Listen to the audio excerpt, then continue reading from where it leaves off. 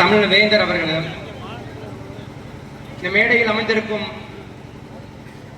நம் கழகத்தின் மூத்த பொறுப்பாளர்களும் மற்றும் அனைத்து பொறுப்பாளர்களுக்கும் இங்கே அமர்ந்திருக்கும் கட்சியின் தொண்டர்களுக்கும் தோழர்களுக்கும் என் உயிரினும் மேலான சமுதாய சொந்தங்கள் அனைவருக்கும் முதற்கண் மாலை வணக்கம்.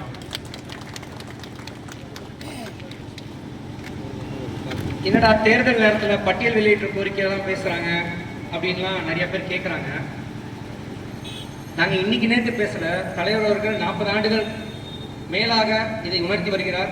குறிப்பாக சொல்லணும்னா கடந்த 5 ஆண்டுகளில் பல்வேறு கூட்டங்கள், ஒரு 120க்கும் மேற்பட்ட கூட்டங்கள் தமிழக மக்கள் முன்னேற்ற கழகம் சார்பாக தமிழ்நாட்டில் பல்வேறு இடங்களில் இதை நடத்தி வருகிறோம். எதற்காக என்றால் மக்கள் இதை உணர வேண்டும். சிறப்பாக சொன்னார், அருமையாக பேசினார் சுதாகர் அண்ணன் அவர்கள். எதற்காக நீங்க பட்டியலை விட்டு வெளியே போறீங்க, உங்க சலுகைலாம் போயிடும் அப்படின்னாங்க. ஐயா, எல்லாருக்குமே சலுகைகள் இருக்குது. அவர்களுக்கெல்லாம் சலுகைகளாக தெரிகிறது, நம்மளுக்கு தான் அது பிச்சை போல் தெரிகிறது. இது மாற வேண்டும். எங்களுக்கும் திறமை இருக்கிறது. கல் தோன்றா மண் தோன்றா காலத்தில் ஏர்களை பிடித்து வேளாண்மை தொழிலை குலத்தொழிலாக வைத்து வேளாண்மை தொழில் செய்த சமூகம், ஒரு தன்மானத்தோடு வாழ்ந்த சமூகம் தன்மானத்தோடு வாழ வேண்டும் என்பதற்காக நாங்கள் பட்டியலை விட்டு வெளியே போனோம் அப்படின்னு கேட்கிறோம். எல்லாருக்குமே சலுகை இருக்கு. எஸ்சிக்கு இருக்குது, பிசிக்கு இருக்குது, எஃப்சிக்கு இருக்குது. அவர்களுக்கெல்லாம் சலுகை மாதிரி இருக்குது.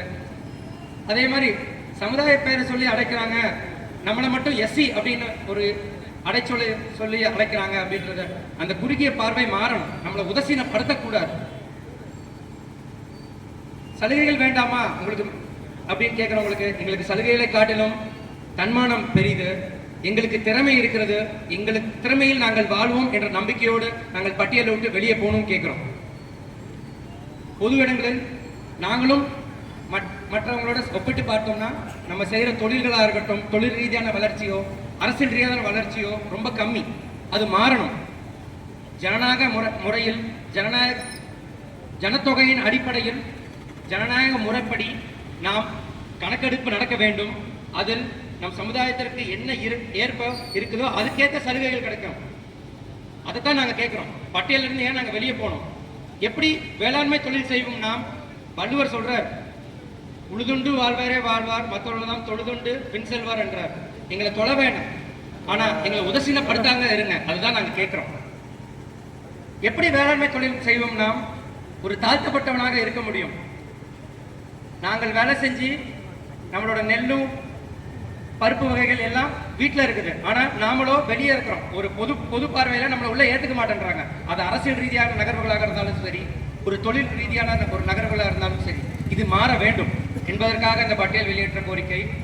இதை நாங்கள் தொடர்ந்து நடத்தி வருகிறோம். இது மக்களிடம், இது குறிப்பாக சொல்லணும்னா நம் சமுதாய மக்கள் அனைவருக்கும் இது ஒரு அத்தியாவசியமான தேவை, இன்றைய அடிப்படையான ஒரு தேவை. இந்த தேவையை நாங்கள் எடுத்து சொல்லிக்கொண்டே தான் இருப்போம். இது மக்களிடம் உணர்த்தி கொண்டே தான் இருப்போம். இதற்கு தமிழக மக்கள் முன்னேற்ற கழகம் தொடர்ந்து போராடி கொண்டுதான் இருக்கும்.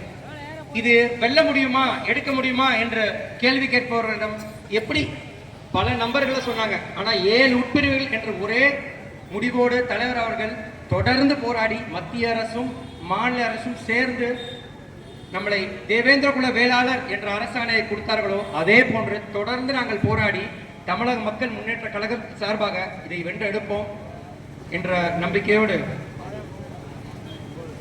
மருத்துவர் என்ற முறையில் ஒரு சின்ன அறிவுரை.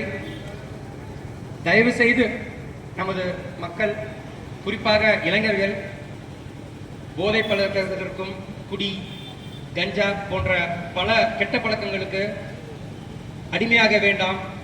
நம்மளுக்கு பொறுப்பு இருக்கிறது, குடும்பம் இருக்கிறது, நம்மளோட திறமையை நம்பி வாழ்வோம்.